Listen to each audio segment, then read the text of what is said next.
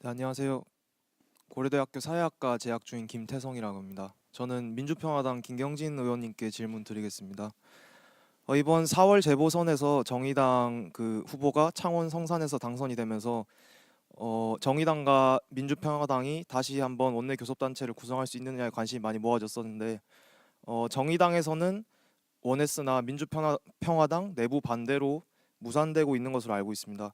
여기 앞에 계신 김경진 의원님께서도 정책 방향성의 차이를 근거로 반대하고 계신 것으로 알고 있는데, 근데 사실 그 정의당과 민주평화당이 원내 교섭단체를 구성해서 활동한 것이 채 1년도 되지가 않았습니다. 근데 이게 정당의 방향성이란 것이 1년 만에 바뀌는 것이 아닐 텐데, 그러면 그때는 왜 원내 교섭단체를 구성했으면서 지금은 안 되는 것인지, 그래서 다른 이유가 있는 것이 아닌가 의심스럽다고 보고요. 그래서 지금 총선을 앞두고 민주평화당 반대 세력들은 저기 호남 출신 의원들 모아서 지역 정당을 하나 만드는데 오히려 다른 관심이 있기 때문에 그 원내 입법 활동을 오히려 포기하고 있는 것이 아닌가 하는 생각이 듭니다. 그래서 의원님 의견을 듣고 싶습니다.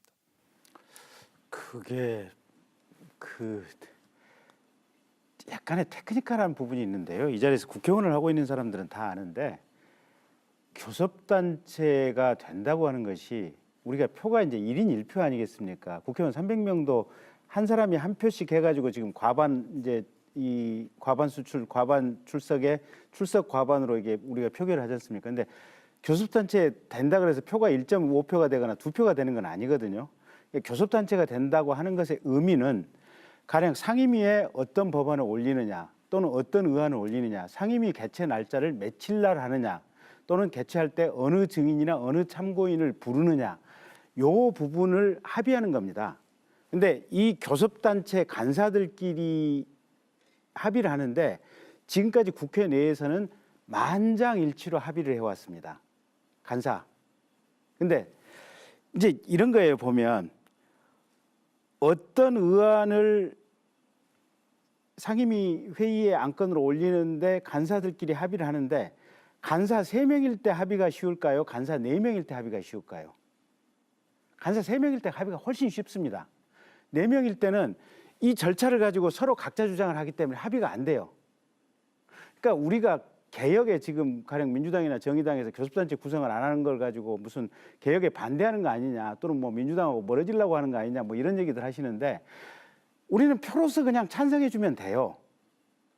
그리고 이 상임위 의논 테이블에 올리는 것은 만장일치 합의이기 때문에 어느 한 간사라도 반대를 하는 순간 못 올라갑니다. 그러니까 우리가 교섭단체에 들어가든 말든 가령 자유한국당 소속 간사 의원께서 그거 우리 테이블에 올리는 거 반대 이러면 못 올라갑니다. 그러니까 제가 볼 때는 이 교섭단체를 만든다고 하는 것은 조금 적나라하게 얘기하면 저희와 정의당 의원들이 각각 상임위에 한 명씩 있습니다. 근데 이 한 명이 그냥 한 명 1인 간사 역할을 다 하자는 거예요.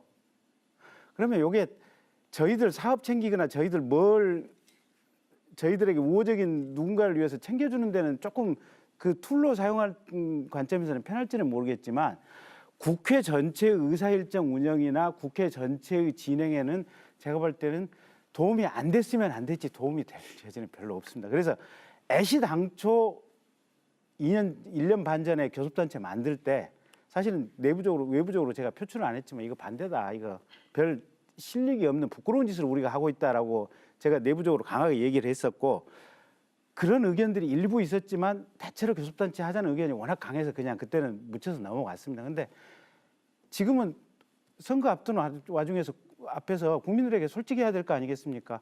상임위에 저 혼자 의원 있으면서 의원 5명이라도 있는데 5명 중에 1명을 대표해서 간사를 가서 대신해서 절차적인 교섭을 한다. 그건 의미가 있습니다. 저 혼자 의원인데 저 혼자 가서 간사를 한다? 제가 볼 때는 부끄러운 일입니다. 이거 해서는 안 됩니다.